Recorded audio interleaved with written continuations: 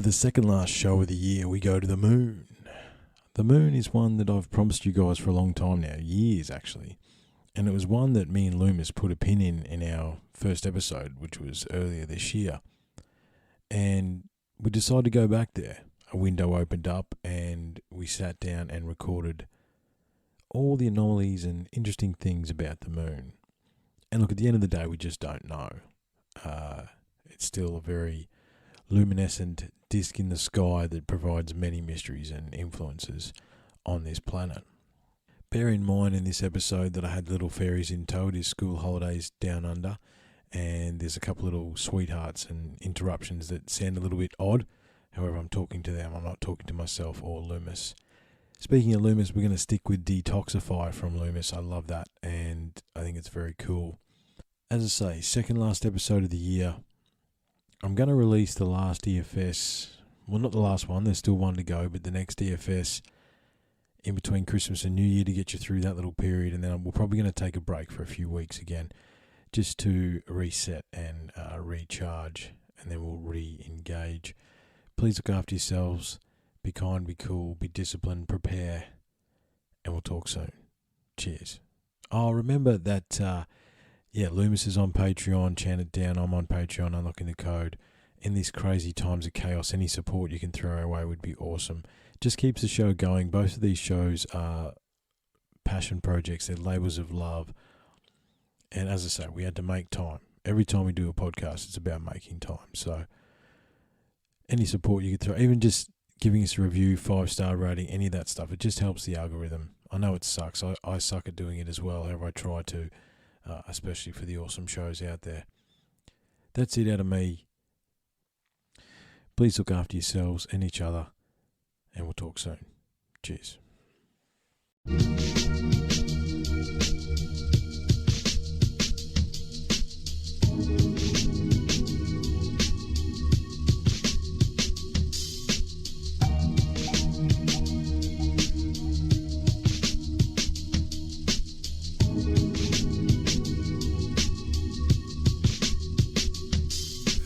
There's a poison in the structure. People suffocate. We're suffocated daily, making our own bubble. Subtle is the cuddle of the snake that squeezes. Hate to see this matrix seizes. Maybe we just need to pull the plug. Drain the system, poison out our body. You've been probably overdosing most of your life and never noticed. Overloaded, rub the cups and comatose, and no one's open, no emotion, nothing goes in this dimension here. We work all day and it's always a thinking crystal clear. Everything we do revolves around the dollar count. It's all around us, all around. We're falling down and knocks you out. Get off the couch. It's all think out the top of flame will cost you cancer, jobs and houses all around us. Got your spouses, got your house, you call the council, got no answers. Evolving out in small amounts. It's all we have. It's all planned out for our defeat. Water down the modern man and bottle up. So we have no intuition of a vision that it's all corrupt. I know we made our vision, if we always been forgotten. We're sick of our thoughts and living in boxes. Now let's go find all of those outreaches, forgotten the beaches to walk on the treetops, to waterfall pieces of part of us. Go find out what's been making you take, but didn't face it with criticism. Awaken your inner visions, slow back down. You better leave your belongings. You'll start receiving your callings and be unleashing from bondages.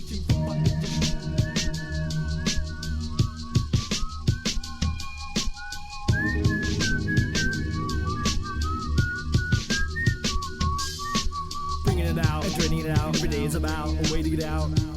Find a solution, life illusion, portrayed every day in our face. We do what they say, they use us away. Pollution can take, inducing our brains. We choose to escape, to do what they make, You wear it on your face, I can see the burden on your shoulders heavy. And it's getting unrelenting, you're fouling from how hard the world strains you. When stress is depresses, confess. It's just a system as a hope that puts you in scenarios you never chose. It's not your fault that every known element in your life has been controlled. Everything but not your soul. So this can be some therapy, some psychedelic clarity. Don't fight between polarities, go where it will not go. Slide between the barricades, it's nice to be aware of things. It's kinda like some kerosene, lighten up the world. It's a poisonous system, you didn't invent this prison. So who'd you be when it's all out? Everything you think needs to go now. Defeat the people that hold down you from beating you, blow out your brain cloud. Become new and escape now, take Route 86, escape now. Gotta lay down everything you learned, everything you know, everything they ever told you. Drain the poison from your soul, bringing it out, draining it out. Every day is about a way to get out. Our minds are polluted, find a solution, life illusion. Portrayed every day in our face, we do they say. The uses away, pollution can take, inducing our brains. We choose to escape, do what they make, do what they make.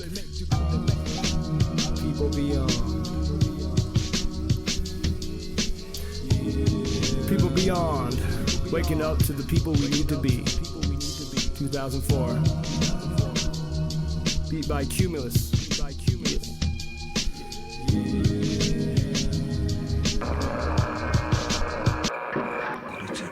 Shocking eruption of great electrical energy. I feel connected to all living things, to flowers, to some special spirit, and even to some great unseen living force.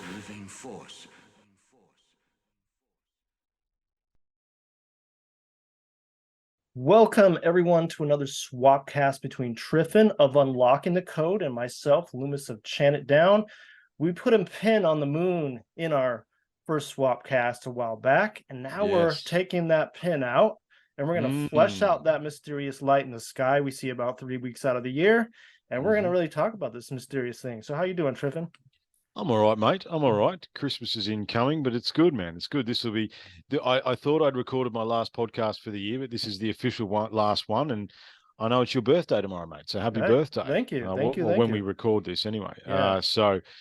No, look, I'm okay, man. I'm okay. I'm looking forward to jumping into the moon. Take me to the moon, man. What are we going to? I mean, the moon is interesting. Its size, its composition, where it sits, what it does. Yeah. You know. So I know you found your notes, brother. So where are we going to go first? What do you want to do? Well, let's just talk about maybe we should get into how the moon was formed, because when I first started investigating the moon, I started looking into it, and I was thinking, oh, they have it all worked out, the scientists, right? They actually don't have this one worked out. There's about 4 theories.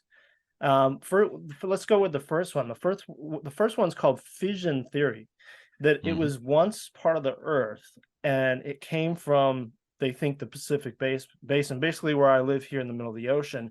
And that's why there's this empty space in the Pacific here where we have, all these little islands. I don't vibe with that one too much myself. What happened to break this thing out of the ocean and bring it there? It just doesn't make a lot of sense to me. But that's the first one, the fission theory, they call it. Yeah, it's interesting. I mean, how do they? I remember that one, right? So it's like, and we're going to run into the same issue with a lot of these theories, right? It's like, okay, cool. We crashed into something crashed into us and rebounded, and that's the moon, or something broke away from the planet and now that's the moon. But it ended up being a perfect circle, man. So, did a ball unplug itself? You know what I mean? Is that what we're saying? You know what I mean? Or what are we doing? It's interesting. It's interesting, right? I mean, why there's a big hole on one side of the planet? It's like, I think there's a meme I've got, and it's like there's one side of the planet where it's just ocean, right? And you're in the middle of that, and no one really thinks about that there's pretty much 1/3 of the planet is just open ocean, and it is very deep. But if it was going to be, how would that happen? I mean, if you just try and flesh that out physically, was it volcanic, or what is the fission? What's the actual theory? Do you know? No, I mean, pull that's away just from the planet. They don't have. That is a really loose theory, and most scientists don't. That's not go the popular by it. one. No, and they say because of the extra baking on the lunar surface, the extra baking and from the sun, it doesn't make sense that it be that new. And then, I mean, this is sort of a sidetrack, but if you go on to into the sunken continent of Lemuria, yes, that makes more sense to me than a big chunk coming out of the Earth in this part of the world we live in. I mean, you live at the bottom of that chunk, really, Australia. Yeah, so, that's right. Yeah. And these tops of these mountains, I mean, that's what these islands are, just tops of big giant mountains underwater. So to me, that doesn't really make a lot of sense. Look, I wouldn't run with that one. I mean, the isostatic depression of the plates and the cataclysmic nature of the universe that we live in. Absolutely. You got Lemuria, you got Mu, and that makes much more sense than a plug being sucked out, and now it's the moon. Yeah. No. So what's number two? What's number two? Number two Look, is we're not vibing with number one. That's no, not. I don't actually vibe with any of them, and I'll tell you why. But afterwards, this is the capture theory. So this is where the Oh moon was yes. formed somewhere else in the solar system, and the Earth's gravitational pull captured it. Well, if you think about it, and this is what scientists probably say too, I think it would have to slow down just at the right time. Here you have this Yes. object coming into the Earth's orbit and just slows down and stops. I don't know. It's better than the last one, but I don't know. It is better than the last one. It is, and it would be.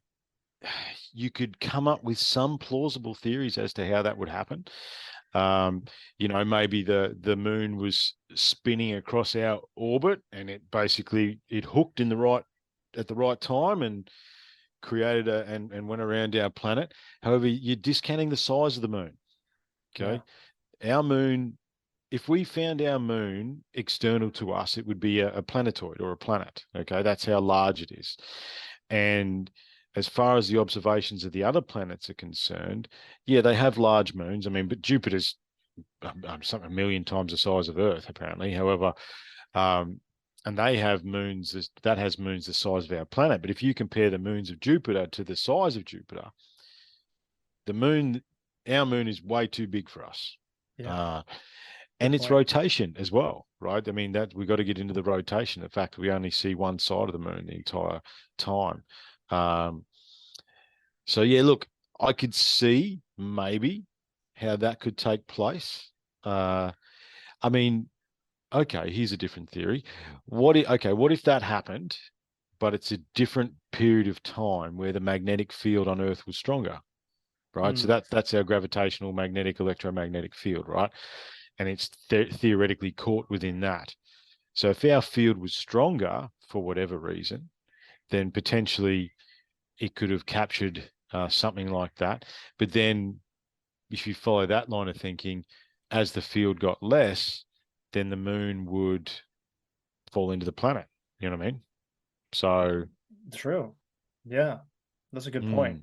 It's more plausible than number one, though. It is. And I mean, I guess you can think, well, how did all the other planets get moons? So but our moon is different, as we'll get into here, and it doesn't make much sense. But for now, we'll kind of pause that one, maybe come back to it. Here's the third one. It's called the condensation theory, and basically, it formed at the same time as the Earth in like a nebula, but and then they came together as one thing. So they were spat out of the nebula together or something. Is that what we're saying?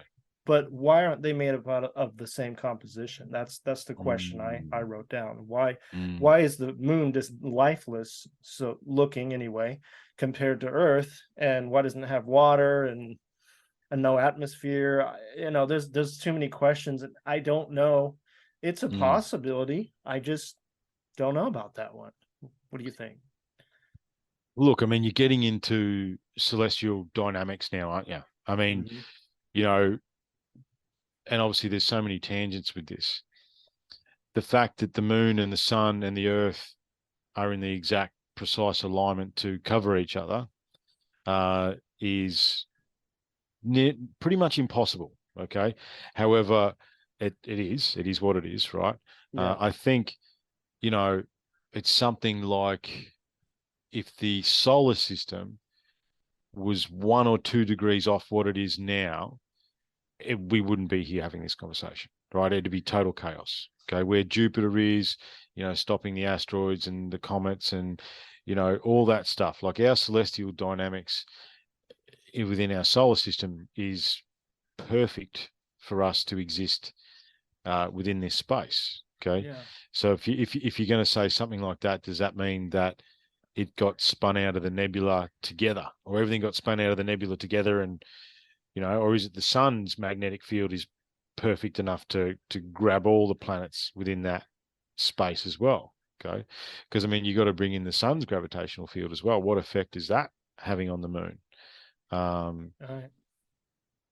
Yeah, but was it all spat out of the nebula and then sort of just like a bunch of pool balls sorted itself out? Jeez, yeah. you're sort of playing God there, aren't you? You're looking down on on a bunch of planets. And, oh yeah, one there and one there, and yeah, give it a spin. Yeah, perfect. There you go. Leave it. It's good. I mean, if you do look at our solar system, it does look like some shit happened. Like you got the asteroid belt outside of Mars. You got Oh yeah. Jupiter. Is it on its side? No, I think it's No. So Jupiter's okay. Saturn, Uranus, not Uranus is on its Uranus, side. Well, not Uranus. Yeah, not Uranus or no, my anus or yeah. Uranus. Uranus is on its side. I think Venus is upside down. It spins backwards. That's what it And is. spins backwards. Yeah. It's upside down and backwards. Uranus is on its side. Neptune. Well, see, the thing is, Neptune has its own rings now. When we grew up, Neptune didn't have any rings, whereas actually it does. Yeah, it does. It's got light rings around the vast outside of it. I mean, you got the celestial, you got the solar wobble as well. They pretty much they think that Planet 9 exists, right? Which, depending on which belief system you are, which perspective you have, could be Nibiru. Which is on an elongated orbit. And yeah, I mean, the other thing about the stars and the planets and stuff, it's you draw comparisons to, we were in the Kali Yuga, the time of chaos. Yeah. Yeah. Basically the last time the stars were as they are now, and all the planetary alignments and all that sort of thing, was the fall of the Roman Empire. Okay. So, I mean, there's a whole celestial mechanics thing as to as above, so below. What happens to us here on Earth is reflected in the stars. And I mean, you could say that asteroid belt between Mars and Jupiter was a planet. If you're to believe certain ancient cultures, it was a planet. There was a planet in between there, and that's the leftovers of the planet. Yeah.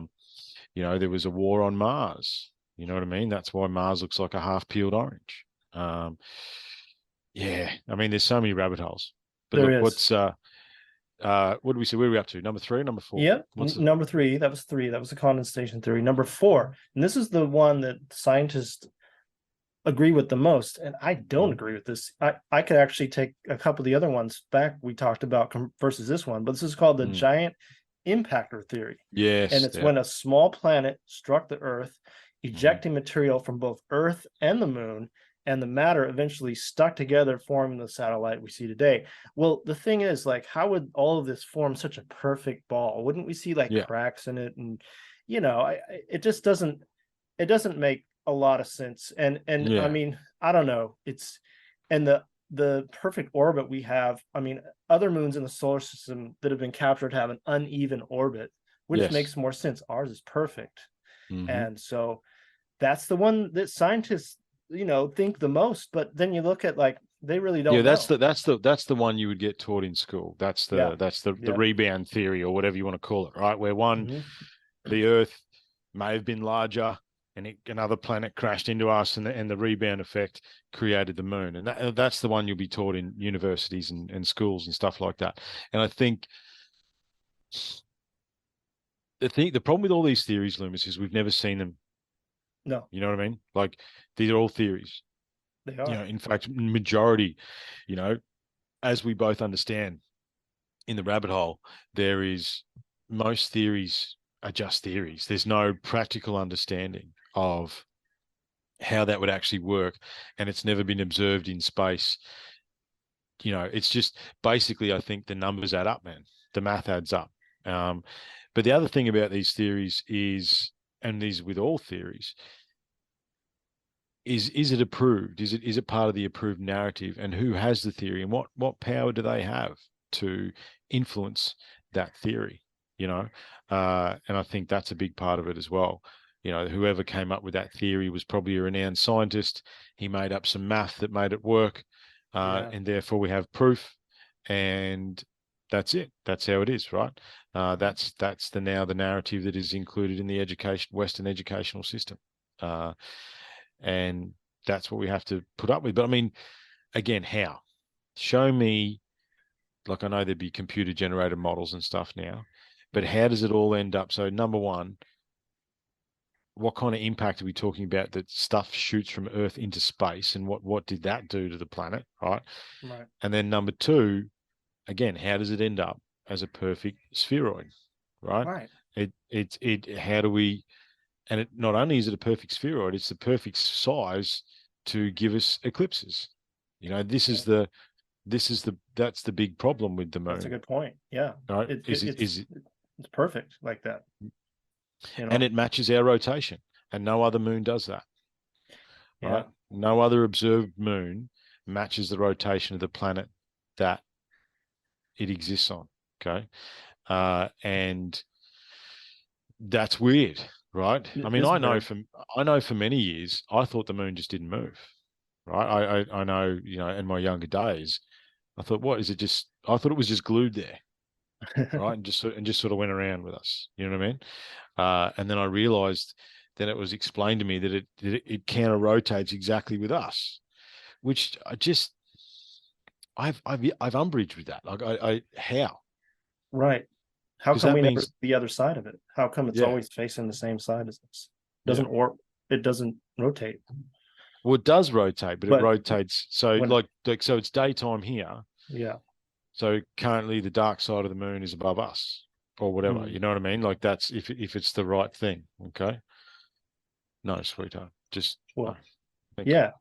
Well, then let's go on to the next one here. And this is the one that sounds crazy, but I might buy it just as much as anything else, but I'm open-minded to it anyway. And that the moon is a hollowed out spaceship theory. Yes. It sounds crazy, but it does hollow. sound crazy. They say the crash, if you're to believe, and we'll get into this in a little bit, the Apollo 11 and the moon landings, but they say when they crashed the lunar module of Apollo 11 into the moon in 1969, and it rang like a bell for a half an hour. And then in 2009, they bombed the moon with a 2-ton kinetic weapon to search for water, and it rang for 3 hours. Yeah. So there's we'll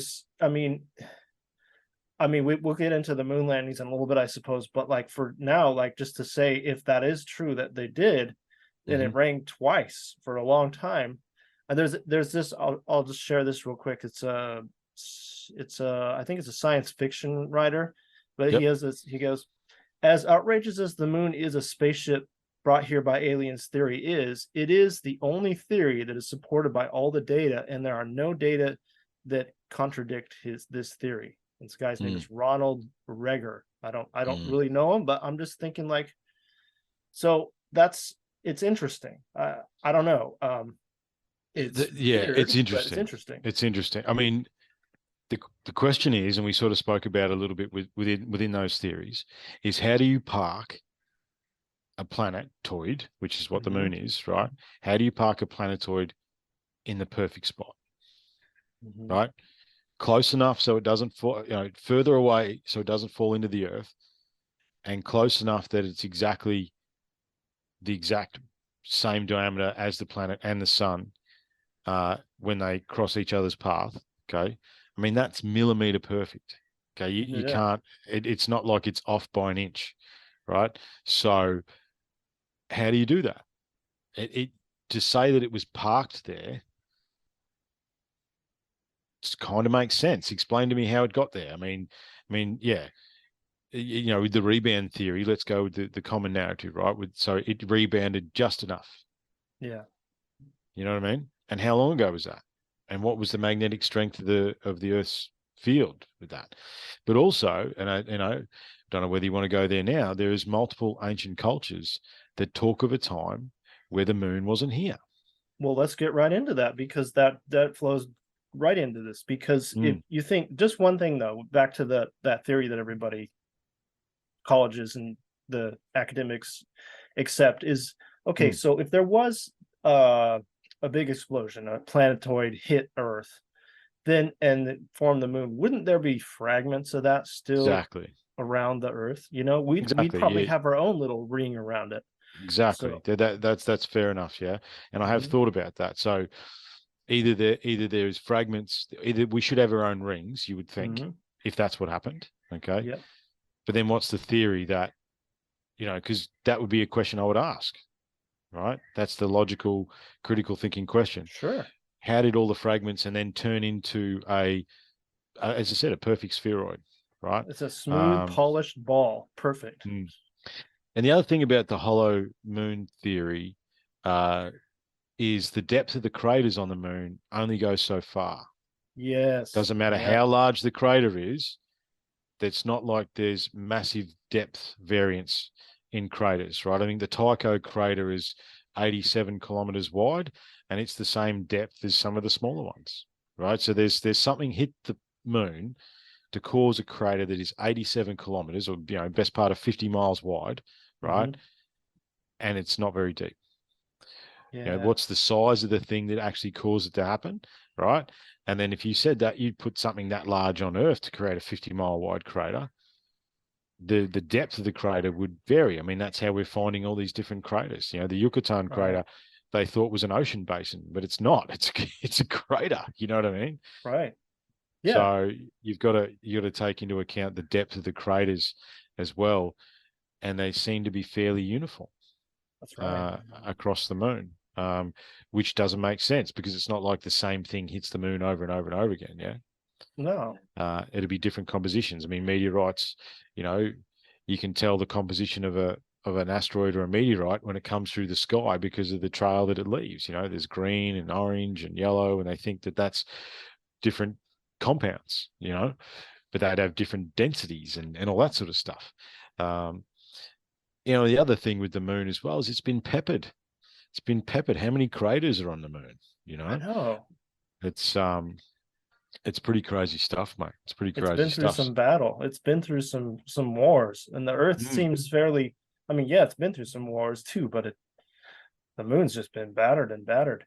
And considering that the Earth doesn't look like the moon, it's almost like it came here battered. It's been through some shit, and then it came here. But that's basically saying that at the same depth of all the craters is saying that the center of it, the core of it, there's a certain point where things hit and it can't get any deeper. So there must be something inside there that stops these craters from going deeper. Yeah, well, here's a can you enable sharing for me, Leumas? Yeah. Because look, I thought what I could do is I've just got to inspire us. I've actually got a photo of the moon. Like I've got a little telescope that we can. Here you go. There you go. Cool. Yep. All right. Yep. I got you. Cultures before the moon. Yep. Okay. That's my notes right there. Yeah. Cool. Yep. Yeah. Right. So let me see. Can I see yours or is? Yeah. You stop sharing, and I'll we'll take us there, man. Go through those notes just while I'm. Where do you want to go first with the? All right. Well, let's see. So there's the So the Greeks have a lot of legends. Now the Greeks weren't around as long as say Egypt and Sumeria and all that. Just hold there, mate. You've just got to go enable participant sharing. Go to share screen, and just say enable participants. Multiple participants can share simultaneously. There we go. Yep. Cool. Yeah. Yeah, always perfect, everyone. Always perfect. No mistakes. Zero mistakes. We're pros. We know what we're doing. There we go. There you go. Yeah. Look at that. This is the Tycho crater. Okay. Yeah. This is the Tycho crater, the one that you see in the upper right there. And that's 87 kilometers wide, right? Then if you look at the other craters, they're all same depth. It doesn't matter how big or small they are. Right. They're pretty much the same depth. Which means, what is the moon made out of? If it's not penetrating, if the large objects aren't penetrating deeper, what are we talking about? Yeah, you know what I mean. It's interesting, mate. It's interesting. So sorry, bud. I just thought I'd just leave that in the background. Give us a bit of inspiration. That's cool. Yeah, this will become a video someday because I got some images to share at the end that people will want to see. But for now, since this is just going to be audio, I'll probably put those links under the description of this. Well, and I'll send you this photo that we're using now, and maybe we use that as the tag for the show. Because I took this photo in my front yard through a telescope that I can plug my DSLR into.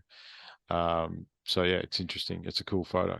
It's one out of the personal archives, mate. That's awesome. So Zulu, We were going Zulu Oh culture. no, actually, well, we could go No? there, but I was just gonna share some of the Greek. Yeah. Sorry, Greek. Yeah. Let's Oh, see. the Zulus is the one that I've got the The, download of information from the Zulu culture that I'm remembering. So yeah, the Greeks as well. Take us there. all right. Wait, how did I need to get out of this. Let's Oh, you see. need me to, you want to go at that? Okay. Oh, yeah, So there we go. I just got to read now it. you There we go. go. There. So yeah, it's because I don't remember all these names. Inhabitants of Arcadia were also known as Procellaриus. I'm probably not saying that right, meaning Mm. those that were before the moon in Greek. And the Greek region of Arcadia, Aristotle writes that the Pelagians, I'm butchering again, lived in the area since very old times at a time when the moon did not exist. So that's interesting. And then another Greek name, Apollonios, Apollo, there's that there, before the cataclysm, that's what that means, when the moon did not exist and the only humans that existed were the Pelasgians living on the mountains of Arcadia region in Greece. So that's interesting. Now, that what would that be? That would probably be like whispers from a culture way back when, because the Greeks, like I say, are newer than Egypt, newer than especially the Sumerians and Babylon and stuff. So we're looking at a probably, whispers of legends that came from way back when there was people on this earth that said, yeah, the people before the moon, before it was in our heavens. Well, one of the things that I know, Laura, the megalith hunter, she's excellent. She's in Malta, but she's being a lot of time in Sicily, and because she's just a hop, skip, and a jump from there, and she's finding a lot of cyclopean walls or polygonal masonry is actually found all across the bottom of Italy, all up through Italy into Greece. And then the Greeks built on top of that, right? But then they also had the technology to move the Parthenon. But I think, yes, these stories are echoes on echoes.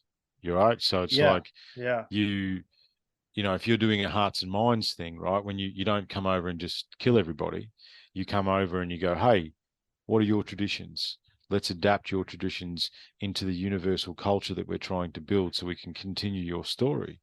And this is where some of these older stories come from. I mean, you got to remember that the ancient Greek and the Roman times prior to the Abrahamic faiths were very open, right? If you went to modern day Athens or Rome, there would be temples to multiple gods and multiple cultures and multiple religions, and it was a bit more egalitarian than we actually give it credit for.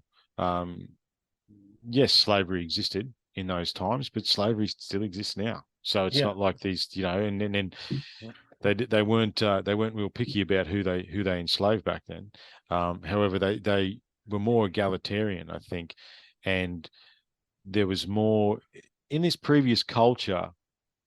I think there was more about honoring the past, right? I think we still truly remembered the cataclysm, right? And we remembered what happened, and it was a higher echo, And the bottom line is, Loomis, we both know that those societies back then.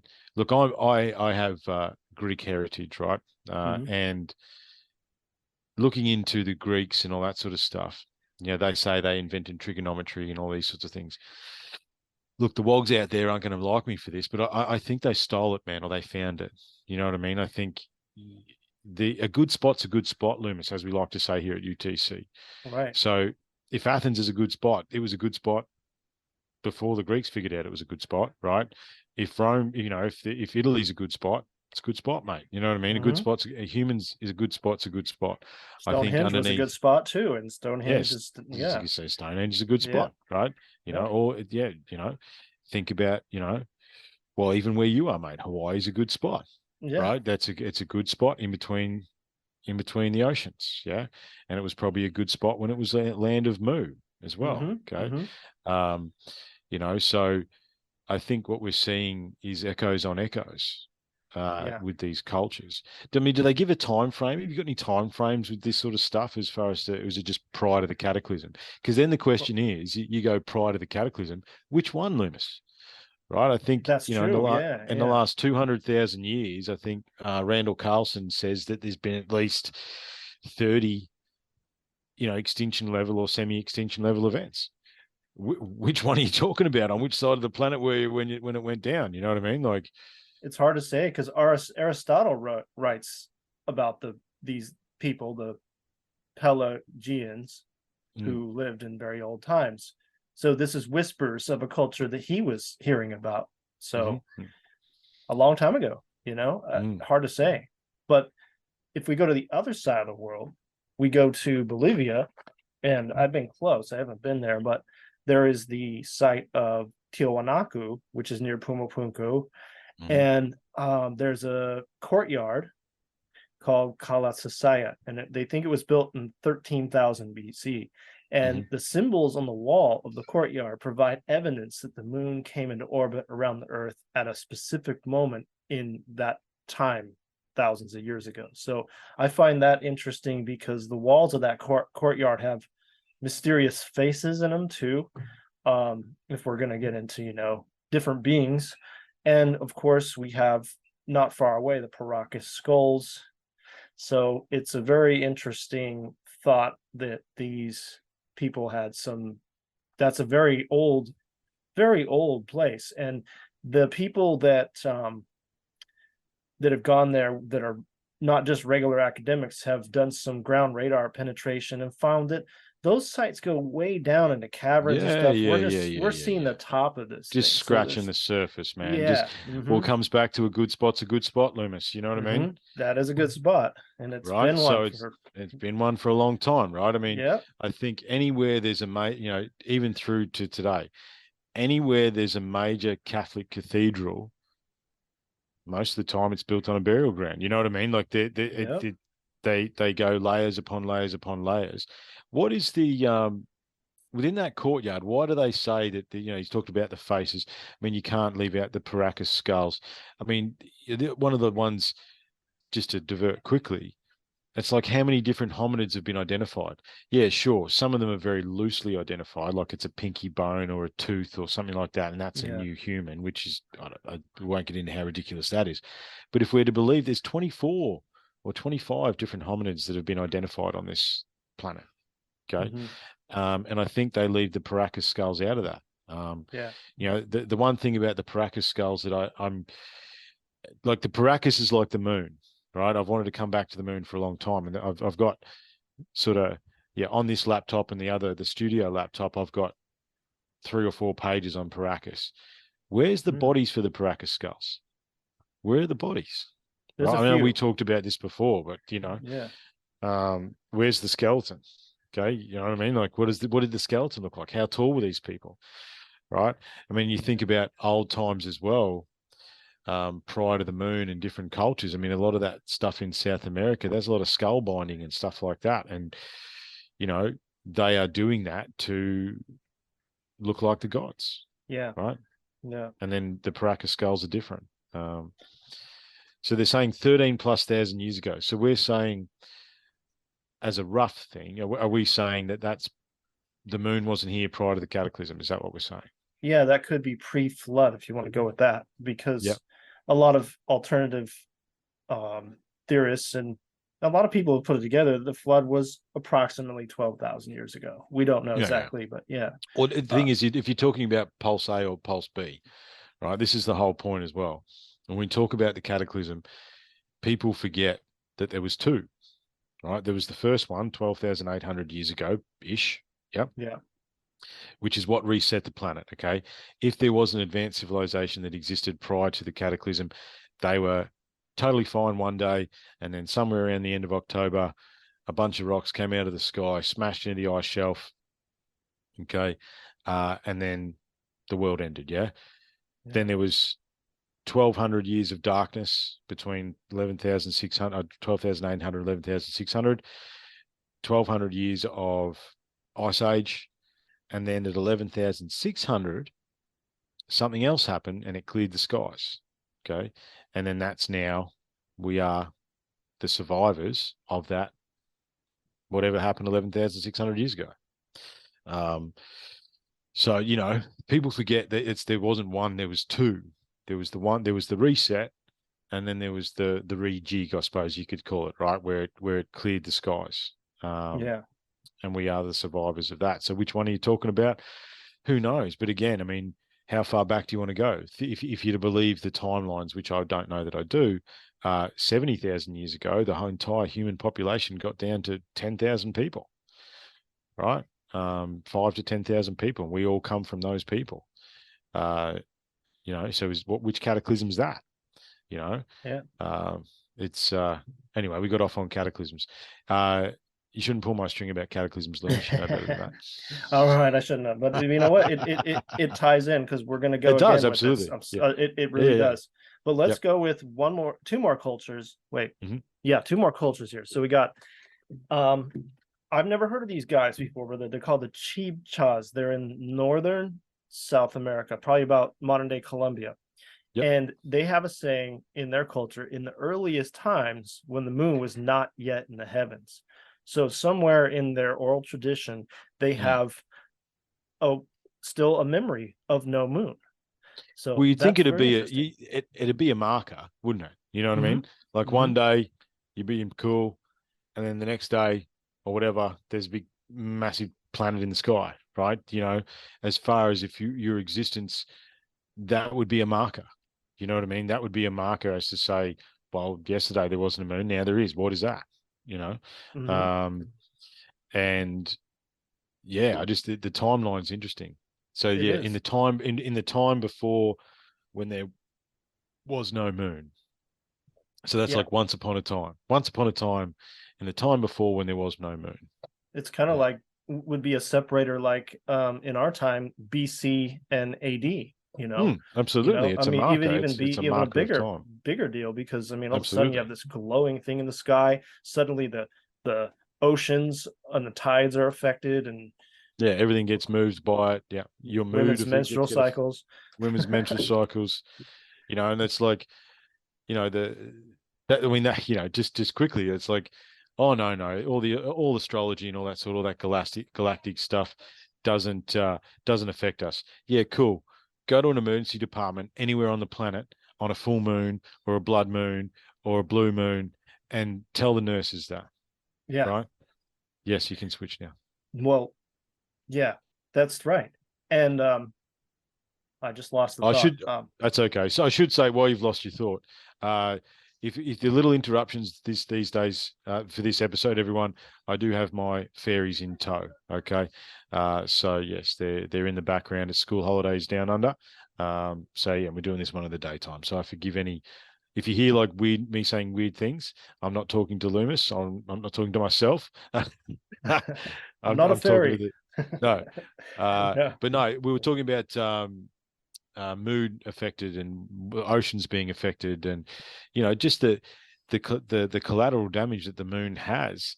Well, not damage, I suppose, but the influence that it has. Yeah, the influence it has. And if that was to happen all of a sudden, you would definitely use that as a marker, right? Oh yeah, for sure. It would. It is crazy. Well, let's. I had a thought. I lost it. It's all good, but it's all good, man. Sometimes that happens. Here is the big one, and this one sticks with me a lot. And this is the Zulu legend, and it's about two brothers, Wawani and Mapanku. And so in this Zulu legend, the moon is hollow. It was brought here by two brothers, and their skin was scaly like fish.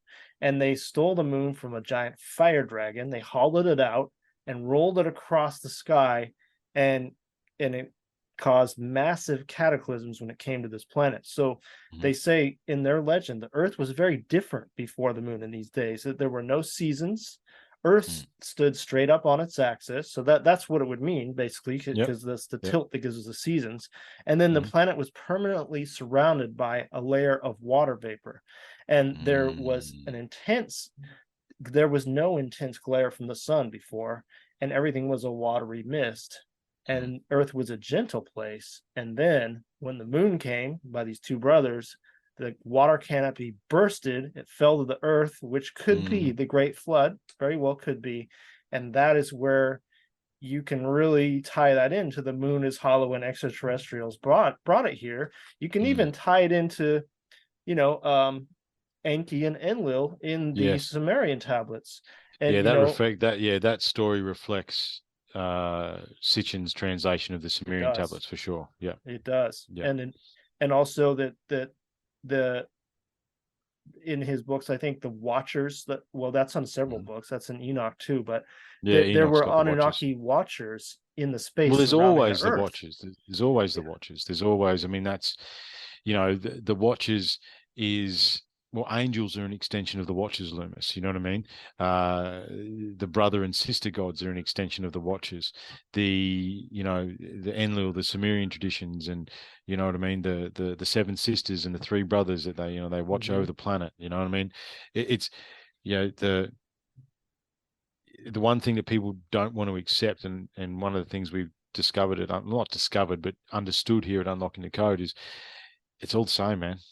It's all the same story, right? It's just reflected and changed and manipulated in some cases to suit whatever narrative of the current culture. However, Right. this story is the story, man. Yeah. And part of that story is that some of the planets were not here. Venus wasn't here either. There's a big thing about Venus as well in Asia. In the Asian cultures, they talk about Venus appearing in the sky, and it having an influence over the solar system as well, which it would. Each planet that slots into its rotation would have an influence. Yeah. Yeah, absolutely. It would.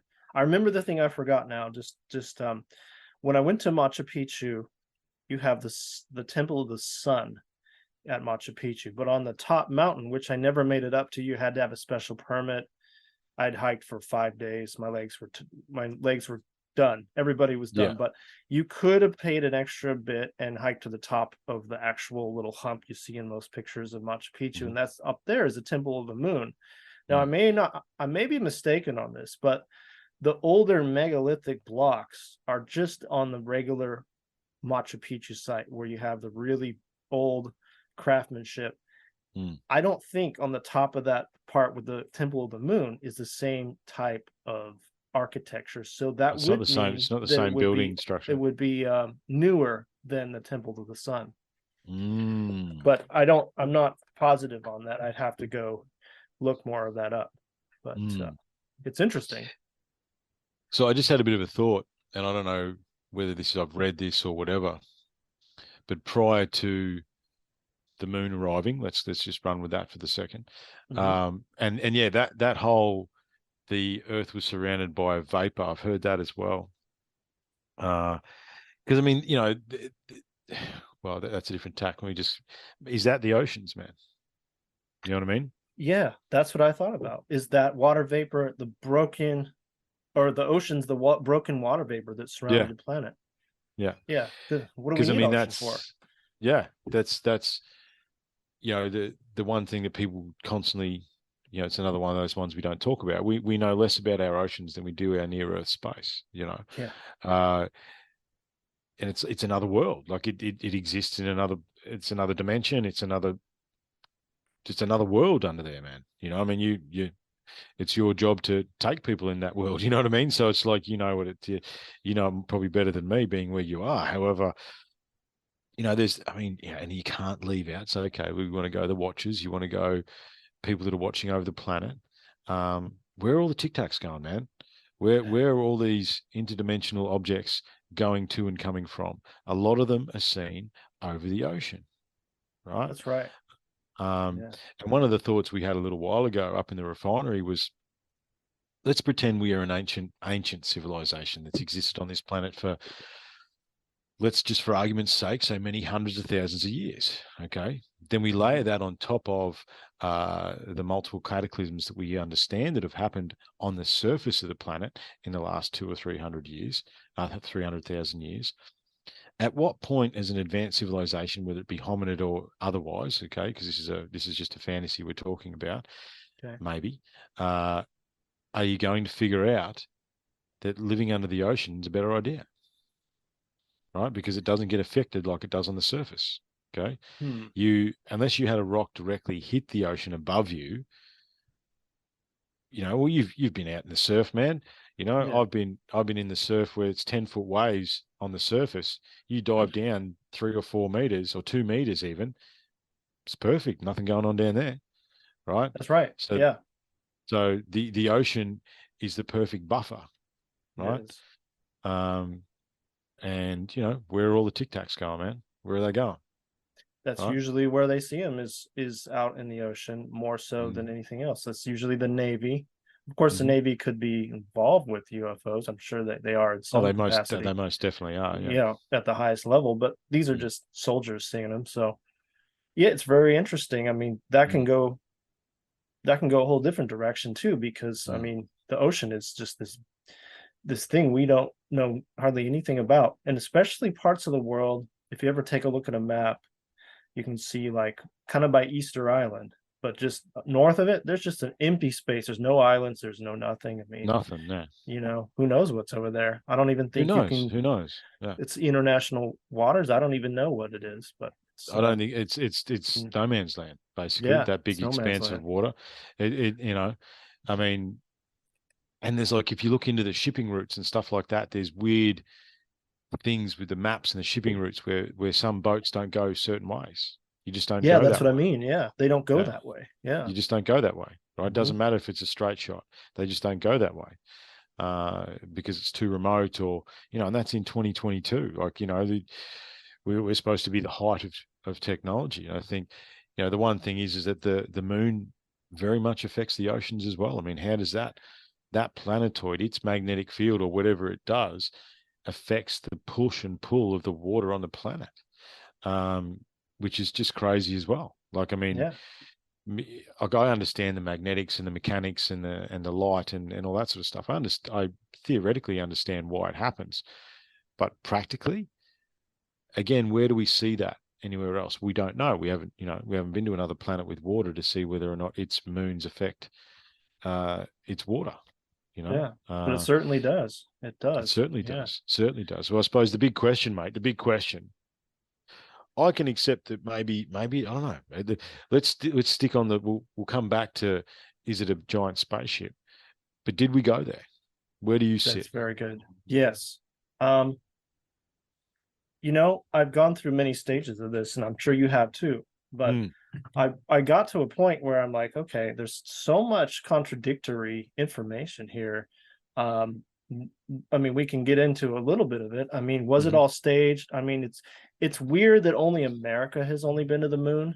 What mm, wouldn't another country want to have claims in it? So yeah, we've been here. We got this side, like territorial even.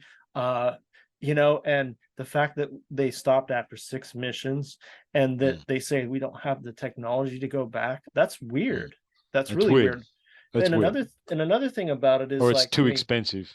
right, too expensive. I mean, why would they want to have the ISS in space? Wouldn't they want to have it on the moon where it's a solid ground where Hmm. they don't have to worry Hmm. about, you That's my know, issue as well. Yeah. yeah.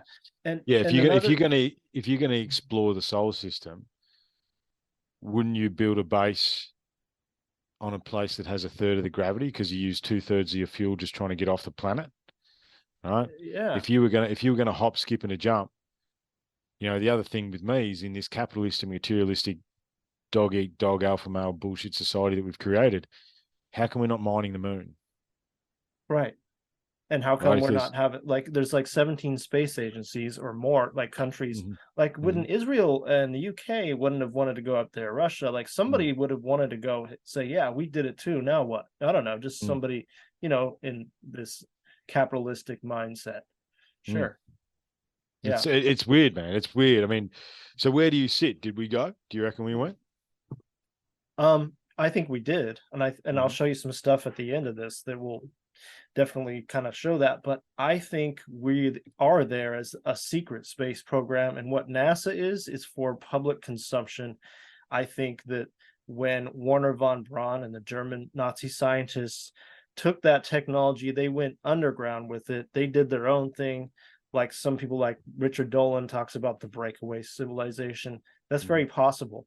and that NASA was just for show, and it's just to kind of, not to say that they don't go into space, but they go into low Earth orbit, and they don't have the technology maybe even to really go past the Van Allen radiation belt, which is another thing. I mean, does it really exist? Is it bullshit? I've gone on both sides of that, but maybe just to go to the real logistics of the moon landing. Okay, you got the flag waving up there. That's weird. And some of the crosshairs on the photos are behind the images, which is strange. You got the lighting, which can be debated. And just in that little tin can, they went up there and had a conversation with the president of the United States. That's pretty weird too, if you think about like, oh yeah, you can just talk to them from the moon. I mean, and yet our cell phones aren't even that good. Okay, maybe they're hiding our technology and they've had it for a long time. Yes and It's no, mate. You're debatable. in Hawaii, I'm in Brisbane, and we're having a direct conversation. You know what I mean? Like it's where was the technology at? Where is it at? Was it a different type of technology? A different that we went to the moon with? I think we went there. I think we went there mainly because, look, you can actually point a laser at the moon and bounce it off a reflector that they put up there, right? You can actually do that, okay? Given the right time and right day, yeah. I think that, see, again, it's a bit of a D all the above scenario, right? I think they went there. I think some of the footage and photos that we see are real. I think they definitely staged some of it, right? Maybe it did maybe the film and stuff did get affected by the magnetic field around the Earth when they came back in. Maybe that did happen. Okay. Yeah. I mean, we know what magnetic fields. Well, we're both old enough, mate. You don't put magnets next to tapes or, the 3.5-inch floppies and all these sorts of things, do you? You want to. That used to be a bastard thing we do in high school, mate. You run a magnet over someone's disc. I remember. And then the data's gone, right? So, we have a physical understanding of that happening. Did that happen when they entered into the Earth's magnetic field? Maybe. But why haven't we gone back? That's weird. Why are we hop skipping to Mars instead of, because I mean, I'm in logistics, right? My field was logistics for a long, long time, right? I was the logistics specialist. I'm the guy you used to call if you wanted to move something weird from one place to another. Okay. Logistically, like I say, why aren't we mining the moon? Right? We're raping the planet at an accelerated rate. If we are to believe they went there, there's unique minerals on the moon that are worth a lot of money to the materialistic culture down here. But also, if you're going to go to Mars, why wouldn't you bounce off the moon? Okay. Yeah. Why wouldn't you use it as a launching pad? Exactly. Right. And, I mean, China's been there 5 times now, they reckon. China just came back from their 5th trip to the moon. And initially they released some very interesting photos of the dark side of the moon and stuff like that. But they've been pretty quiet, obviously, during the chaos that has ensued the last few years as to what they've seen and what they've found. And the other thing that we went there, because I was trying to think this morning, how many of the original astronauts now have come out and said they saw stuff on the moon, right? Yeah. Beings watching them, ships, I think pretty much all the original astronauts from the Apollo missions have now come out and said, yes, we were sworn to secrecy. However, yeah, we saw different stuff. We saw weird things on the moon. And, the classic line to that is, oh, they're out of money. They need to make some money. So they're making up a story to get paid. Why would you do that? Right. I think what they've seen in the last, 5 to 10 years is the UFO phenomena or the UAP phenomena coming to the fore. Right. So it's like, oh, this is becoming more mainstream and more accepted. Before I die, I want to say what I saw. Right. And you've got all those leaked radio messages and stuff like, oh, they can see us. They're across the canyon. We can see them. I mean, you can get into the actual place where they landed in the Sea of Tranquility, right? Why did they land there? Of all the Yep. places they could have landed, why did they aim for that? You know, there's a lot of other places that they could have gone. And you know, it's sort of like the Mars photos and the Moon photos. I mean, we are also very aware, and it's you know been said multiple times, and multiple people have come out and said that there is entire departments within NASA and relevant space agencies that are there filtering photos. Well, Right? yeah. They're changing photos. They're manipulating the stock footage before it's released to the public. Well, let's get Um, into this guy. In fact, here, this will be perfect segue to this, and I thought I'd share this anyway. hmm. The guy's name is Carl Wolf, and Yeah, that's the guy. Yeah, he's one of many, but yeah, I know Carl's he work. Yeah. was the tactical air command at Langley Air Force Base in Virginia. Mm-hmm. And on one Mm-hmm. occasion that year, he was assigned to an NSA facility. He thought it was NASA. I can see that, you know, Mm-hmm. extra A Yep. in there. And he Mm-hmm. didn't know that NSA was what it was in 1965. He simply thought he was told it was NASA, but he was at an NSA facility to do some equipment repair. So let me see if I can share my screens for this because I think, yeah. But listen to this guy. He's talking about it here. Yeah, right. You know, he You gotta told make me how everything worked. He showed me the equipment Sound where good? the digital information came in, where it was converted to photographic images. They were doing 35 millimeter strips of film at that time, which were then assembled into 18.5 by 11-inch mosaics, they were called. There was a digital signature and a grayscale on every 35 millimeter strip.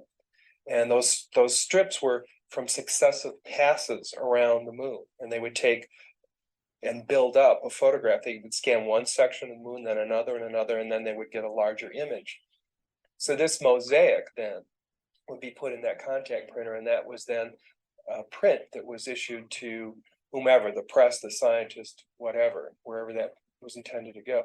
So he was showing me how all this worked, and we walked over to one side of the lab, and he said, by the way, we've discovered a base on the back side of the moon. And I said, whose? What do you mean, whose? He said, yes, we've discovered a base on the backside of the moon. And at that point, I became frightened, and I was a little terrified, thinking to myself that if anybody walks in the room now, I know we're in jeopardy, we're in trouble, because he shouldn't be giving me this information. I was fascinated by it, but I also knew that he was overstepping a boundary that he shouldn't be stepping over.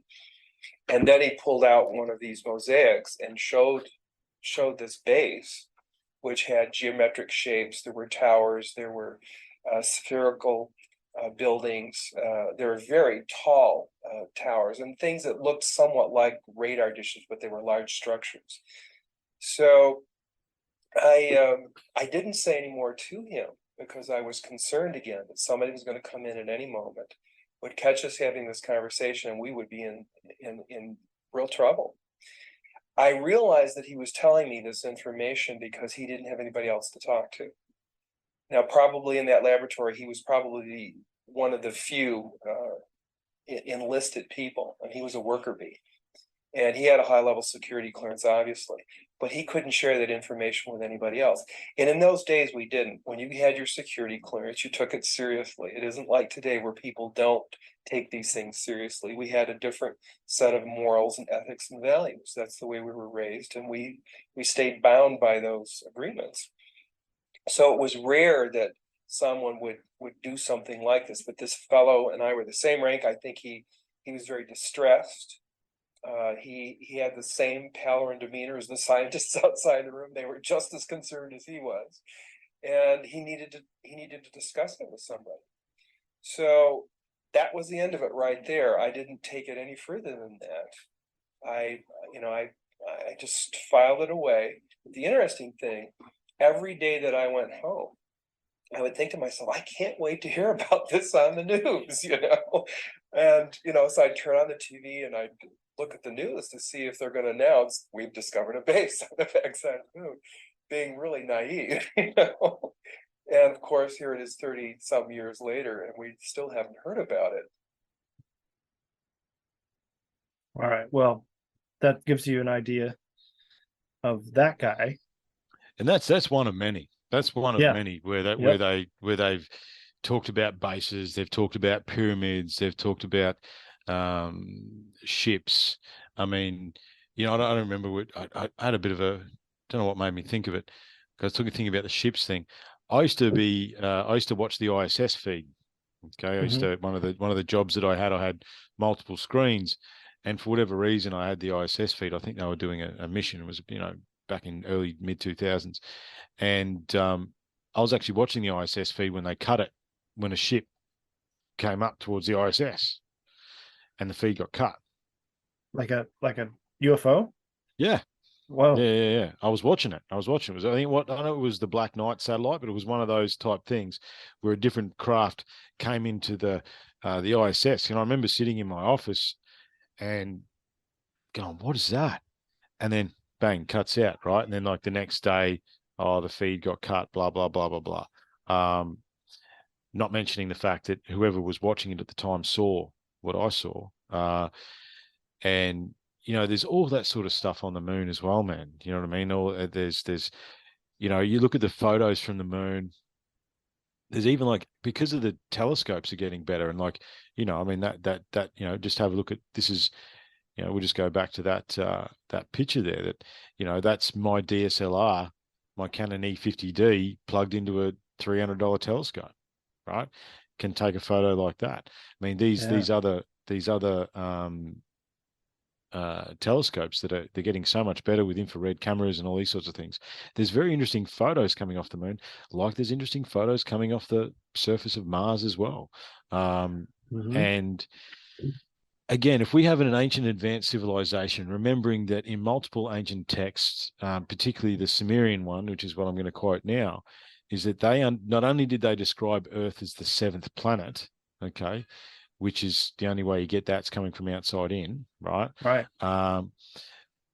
That they also said that they knew the cataclysm was coming was so bad that they fled the planet, right? So there's inference in, I mean, you talk about the Vimana Shastras, and there was 3 or 4 different types of Vimanas, and one of them was a spacefaring vehicle. If to believe the translations there and that sort of stuff.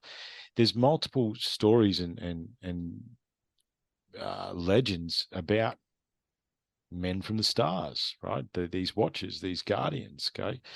Yeah. So let's pretend that they're not aliens for a minute, and let's pretend they're Earth. They're from the Earth. So that means their technology, they've understood technology to a point where they're spacefaring. Now, any spacefaring civilization that understands any kind of logistics is going to build a base on the moon first, right? That is what Absolutely. makes sense. You stock up on the moon, and then you bounce from the moon and go from there, right? I mean, Yep. and again, why haven't we been back? Oh, it wasn't commercially viable. No one cared anymore. That's the narrative, right? Nobody However, cared. Everybody, um, like we're most people would be really into it to see us back there. yeah, oh yeah, this the narrative goes that by like the 7th mission or whatever, the TV ratings had gone down, so it didn't make it. No one cared about the fact, oh, it was old news, which you can see, looking through the lens of how humans behave with media and how they've been manipulated, especially over the last few years. You can Yeah. see how they would lose interest. However, we've talked a little bit about, when the night is dark in the refinery, about take all the paperwork and all the information about the secret space force and the moon bases and different entities and all that stuff, right? Let's take, just if you think about all the documentation, all the military personnel that have come out, the legitimate people, right? Marines saying that they've had battles on the moon with lizard people and all this craziness, right? Hmm. At UTC, we work on the 1% rule. What if 1% of the thousands of pages of documentation and audio and video and all the stuff that's been done about that, what if 1% is true? What if 1% is true? Then you got something to work with. You've got something to work with, man. Then if 1% is Hmm. true, then there's a base on the moon.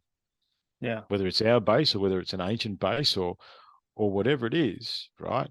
If the thing is with the constant never-ending cycle of news, I don't know. I've sort of manipulated my social media feeds to give me what I want. All right, because when I realized it was an algorithm, and in the last 12 months, engine technology, fusion technology, energy technology has accelerated exponentially, right? Fusion tech, all these sorts of things, right? And if that's Yeah. what they're releasing to the public, what is the real deal, right? You know, I mean, I'd have thought the other day about, no one could keep stealth technology secret. Again, we're both old enough to remember the F-117 Nighthawk, right? Right. That just appeared. You know what I mean? And that looked like a UFO to us, if you remember, in the late 80s, early 90s, right? I had pictures of that up on my wall, right? It just appeared, right? The skunk works, and it's basically considered now that the X-3B is a triangular spacecraft, and they've built one and they've been flying it around. That's pretty much accepted now that that's the next Right. stealth SR-71, right? I mean, even the B-2, the Spirit.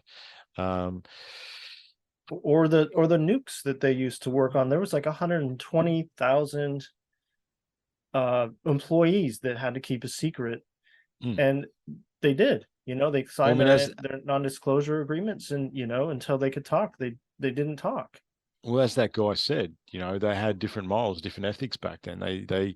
Their belief system was different. They believed that they were furthering the human race, post World War II, and the scales hadn't been ripped back off their eyes, right?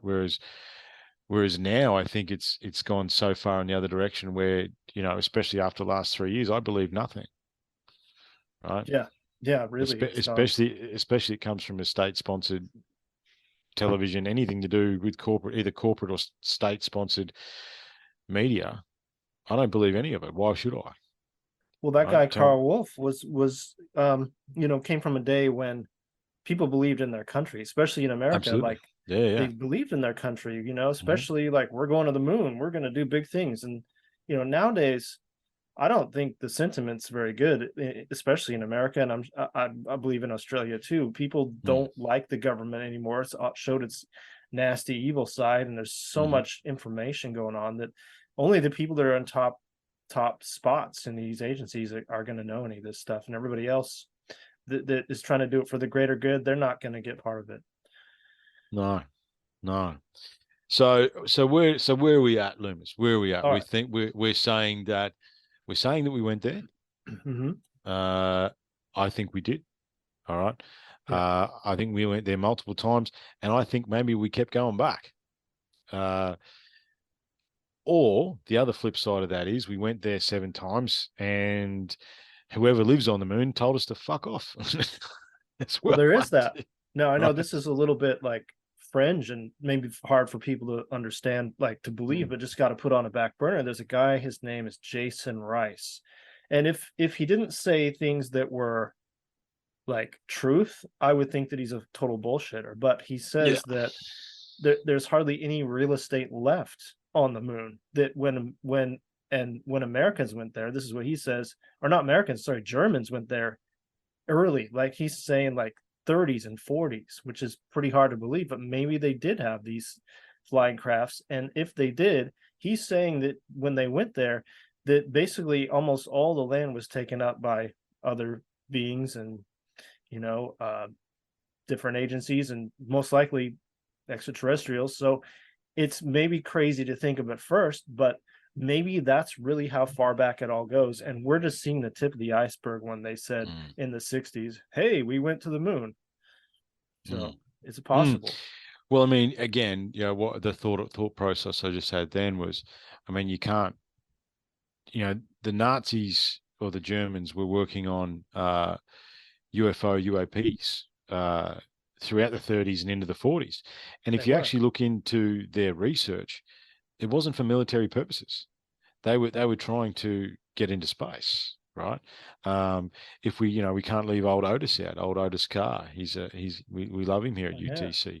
I'm pretty sure he flew a UFO in the early 50s, right?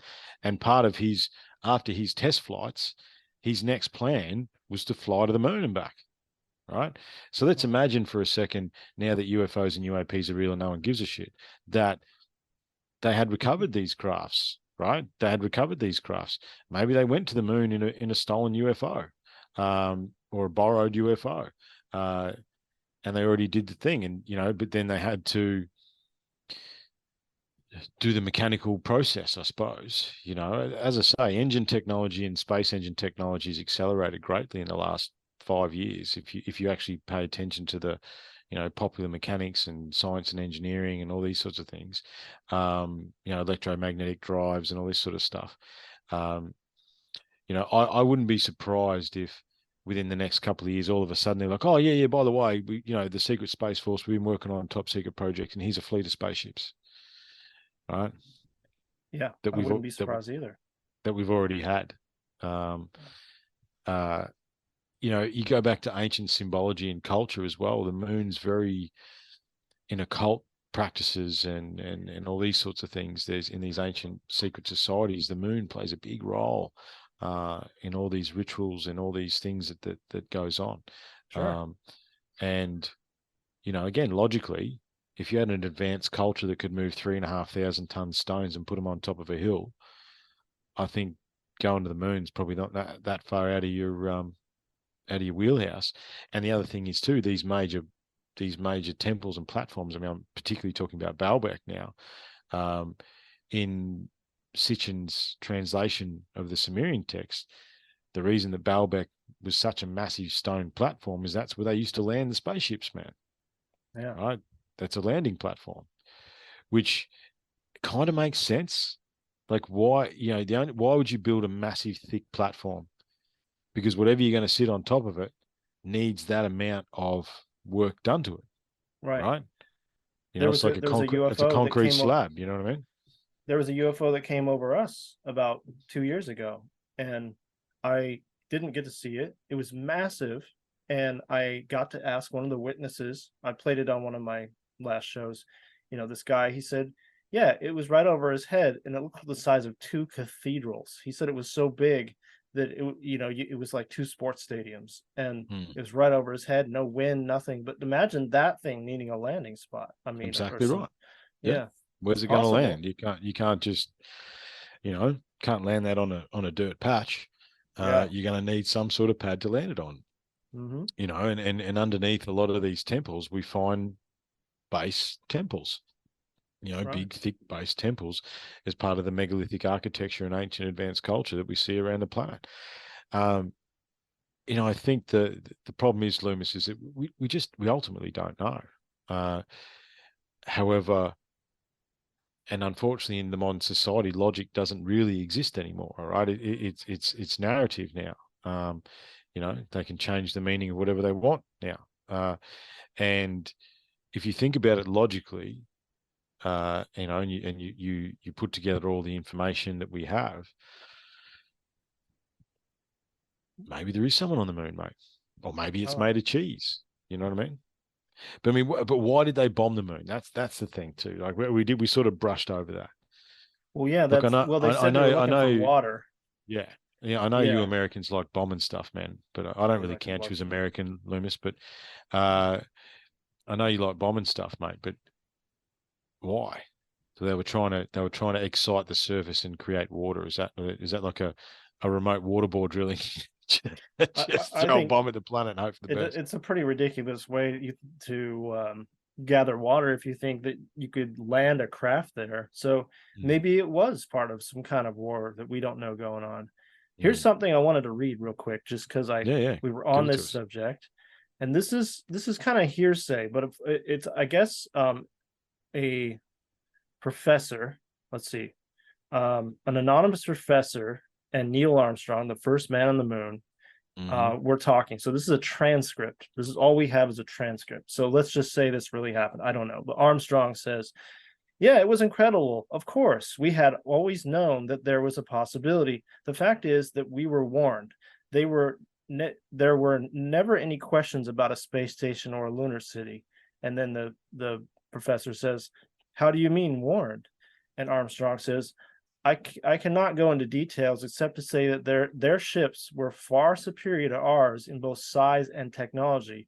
Boy, where were they big and threatening? No, it's not a space station. And the teacher says, but did NASA have other missions after Apollo 11?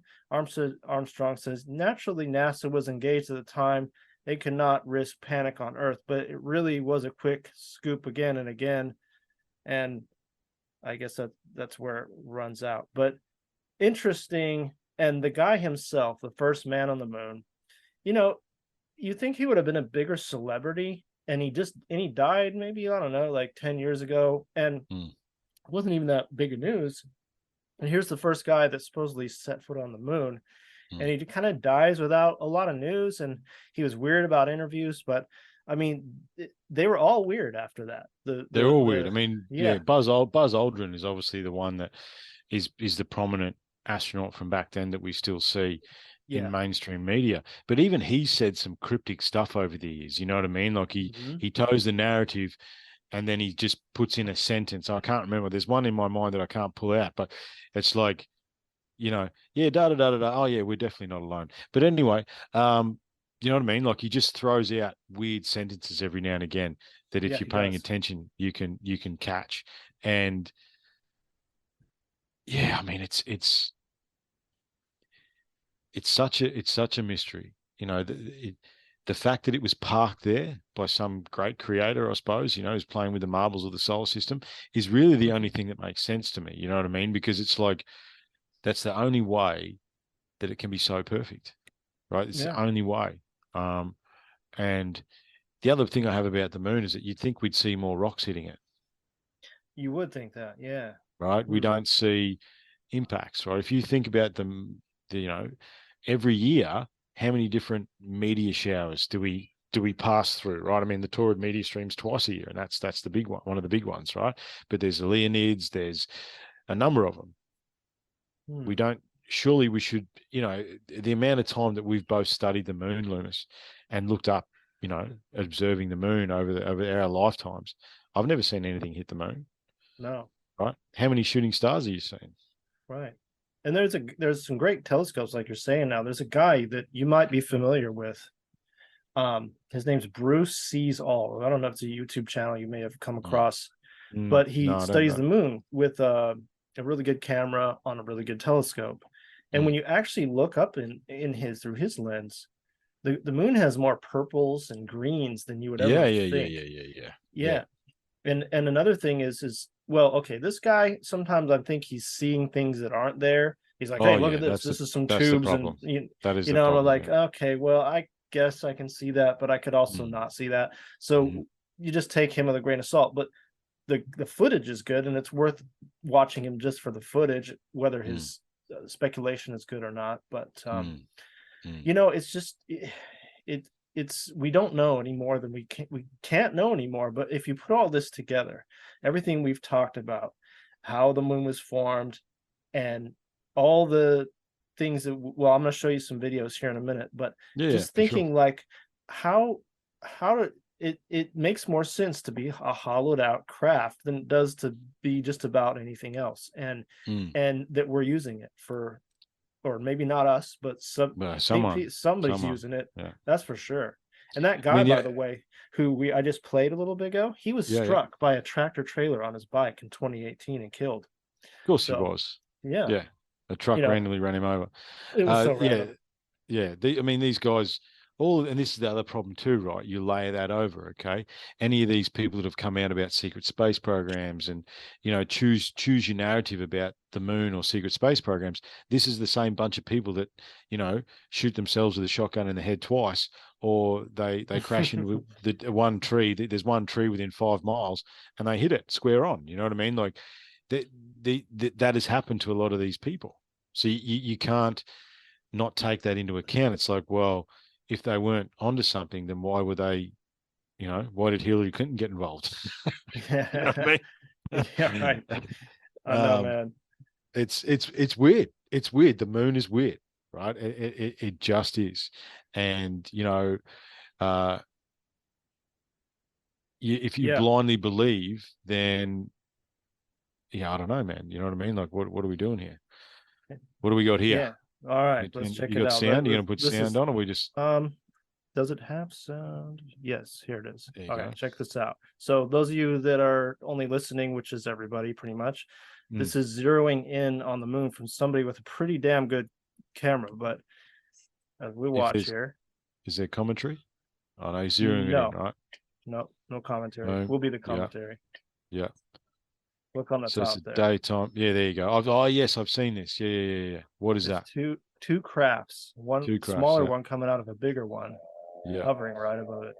yeah. And this is done during the daytime as well. Yeah, so you can see clouds passing by here. Yeah, yeah. The other issue I have, Loomis, is like, okay, so this is done in the daytime, wherever it is. Mm-hmm. What's the other side of the planet seeing? Is that no moon that day? All right, because they're seeing the same side that we see. Right. So when there's a daytime moon, which is the same side that we see, yeah, what's happening on the other side of the planet? All right, because the one theory that we didn't get to was the holographic moon. Right, it doesn't actually exist. It's a projection. It's a projection off the turtle's back on the flat Earth, man. Yeah, that's right. And the space is fake. Well, we kind of went into that already. Yeah, we already did space with those fake, guys, David and Josh, mm-hmm. which is a good one to get into. But absolutely, that was a good one. Yeah, but that's the thing. Like, there is so many people that distrust NASA, which I get. They lie, and it's good to distrust every government organization in your life. Yeah, don't trust any of them. But then, if you distrust everything, does that mean that space is fake? It's just like a real big jump to go from okay, we didn't go to the moon, so space is fake. Like, everything's fake. Yeah. What are we actually doing here? Yeah, I mean, yeah. Look, you lose me with space is fake with all the alignment, the megalithic alignments around the planet and stuff like that. Absolutely. And if I hadn't actually watched a friend attempt 1,000-meter shot with a rifle and watch him take into account the Earth's gravitational pull and the rotation as well, like those are calculations you have to make at that distance. So that's anyway. That's right. There's a whole episode on space is fake. Check the back catalogue on both Chant It Down and Unlocking the Code. Before we tangentize, what you got another video? What is this more? Yep. David Whitehead and Josh Reed. This is another David one. Whitehead, you may have Josh seen Reed, this. That's the boys. Yeah. Is that the one? This is one coming out of the crater. Is this one? This is the best part of the play, World of Tanks. Why is there got to be an advertisement? It's a World of Tanks. Okay. Oh, Arnie's even. She's Arnie sold out. World of Tanks. All right. So here we got the moon. Here we go. Another moon. Two ships on the right side. Two ships on the right side. Coming in, yeah. making and shadows. even shadows on the moon. Yep. Yep. And then they're going over into the dark side, and then there's a bottom one down. There's a third one down below. Third one, yep. Yeah. Here's a close up. There's a better one. Right, and they actually create shadows on the moon. Right, so that means they're close to it. So it's not a hologram. No, they're actually clear. They're skimming the surface, aren't they? Yeah. And then they go to the dark side of the moon. They almost look like discs there. And see you later. Yeah. But think how big they must be. Yeah. I mean. Oh, here we go. It's white skull. They look disc shaped, don't they? If you look at the reflections and stuff, they almost look disc shaped. They do, and then they're kind of pencil shaped too. Yeah, sort of cigar, round, circular shape. Not like big tic tacs, you would say. Mm-hmm. And again, this is not, there's plenty of these videos. Okay. Yeah. That we see around everywhere. Okay. And they're not. We have another thing. Here's one more. What do we got here? Oh, okay. So the surface of the moon. This is really, there's this another shadow too. Another shadow. Oh, there's a bunch. A group of them. Fleet. Yeah, fleet. Yeah, and that's the other thing too. We see a fleet. We see fleet of objects. You know what I mean? Again, okay. So what if all the footage? So many videos we looked at today. Half a dozen videos. What if one of those is true? Right. Mm-hmm. The rest is fine. We'll say the rest is computer generated stuff. I don't think so. I think that's a lot of legitimate footage. However, what if one of those things is true? That changes the entire narrative of everything, right? There's absolutely ships on the moon. They're traveling around the moon.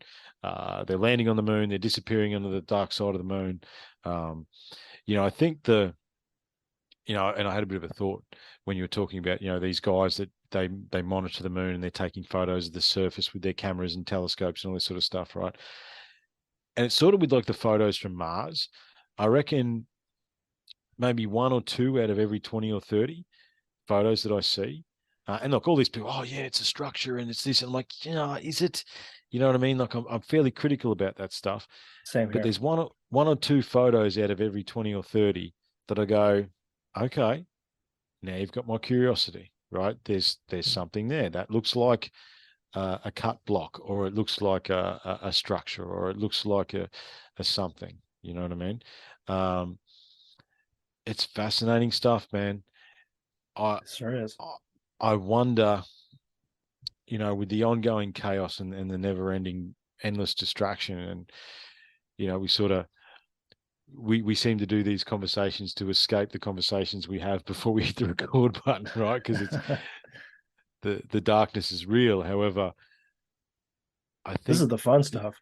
this is the fun stuff. I think the overall truth of what is actually going on, I think even we aren't fully aware, right? No. That's how different it is and how weird it is.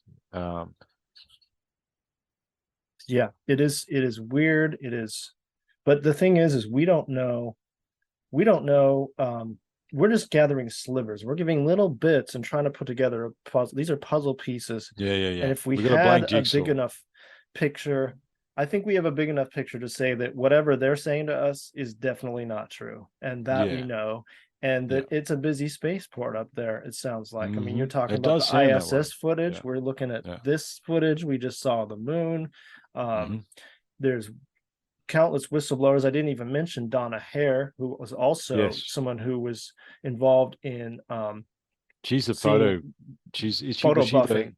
she was the photo buffing. Yeah. Of Yeah, the and she dark come side out of and the said moon. she saw dark side of the moon, she saw pyramids, she saw all sorts of stuff. All sorts of Yeah. stuff. It's and again, what if 1% of what she's saying is true? Okay, let's discount it for the normies out there. What if 5% is what she's saying is true? Then the entire narrative and the entire world and everything we understand about it changes. Everything. You know what I mean? And how do you then process that through the lens? I think, look, I mean, we're seeing cognitive dissonance on an extreme scale right now, aren't we? So, the average human just wants to believe what they're told, right? I think, right. Yeah, I mean, it doesn't really. I had a thought. I was like, it seems like they are the leftovers of the alien slave race. You know what I mean? It's like some of the humans, right? Whereas there's some of us that think critically and observationally. And when you look at the moon, if you can't at least ask questions as to why it matches the sun perfectly, and start there, right? And it's the same with any of these rabbit holes, Loomis. Where we end up, nobody knows. Okay, I think. Me and you were just two weirdos that found each other in the darkness, man. You know what I mean?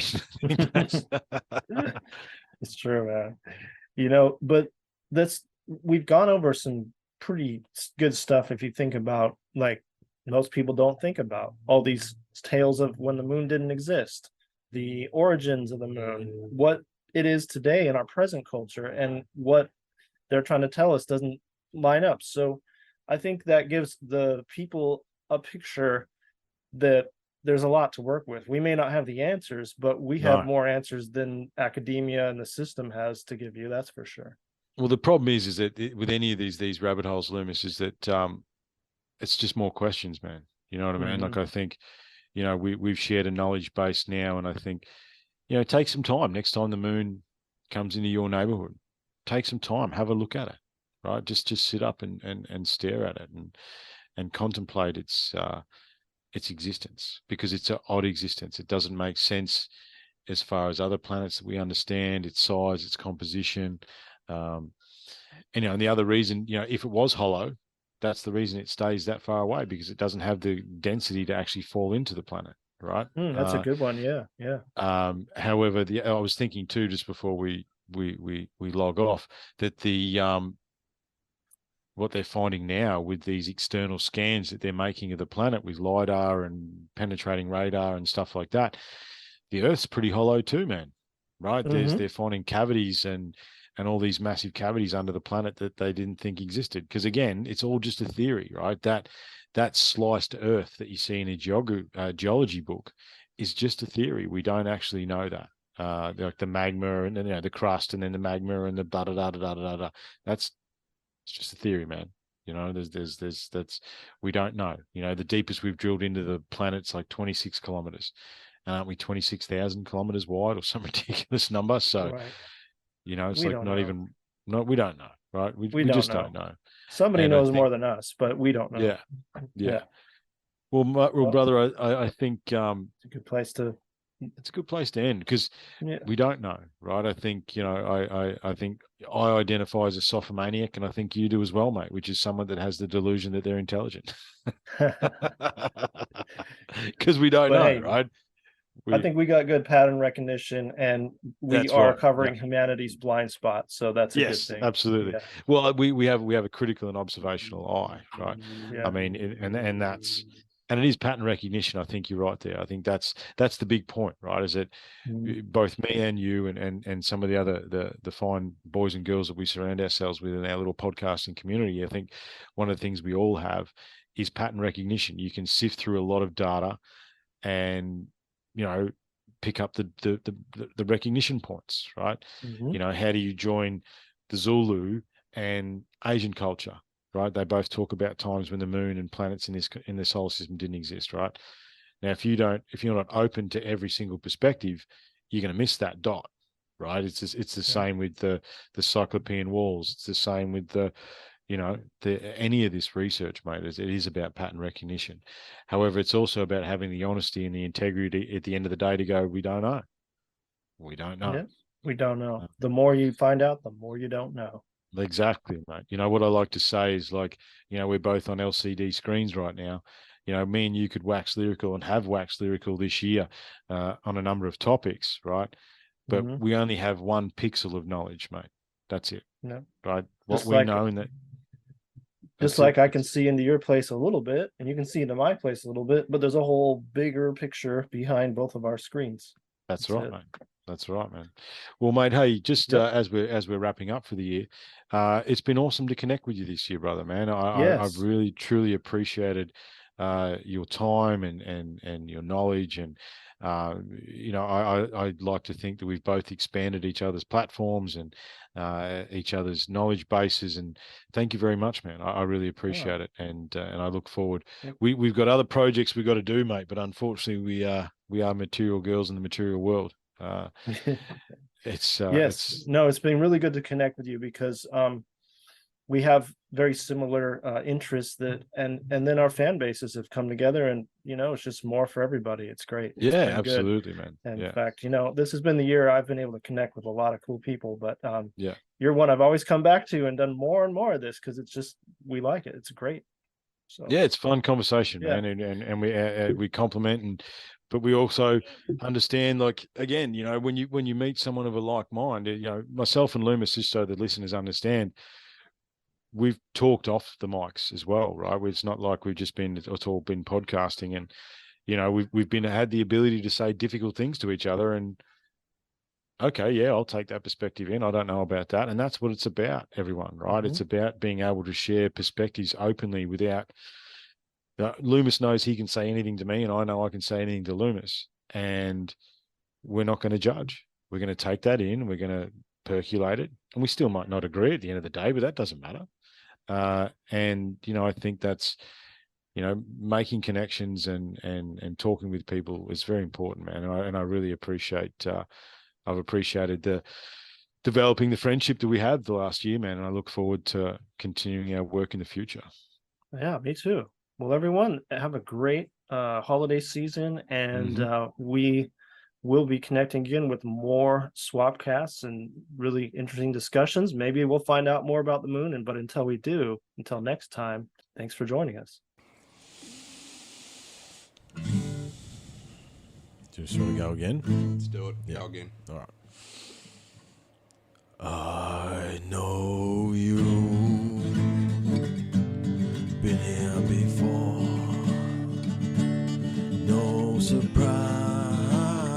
darkness settle the score. I know the darkness deep inside. Reckless rage, poison pride.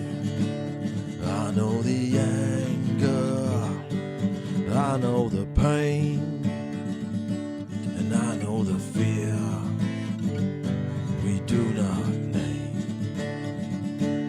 And the one who comes to find me when my time is through, I know you, I know you. Wow!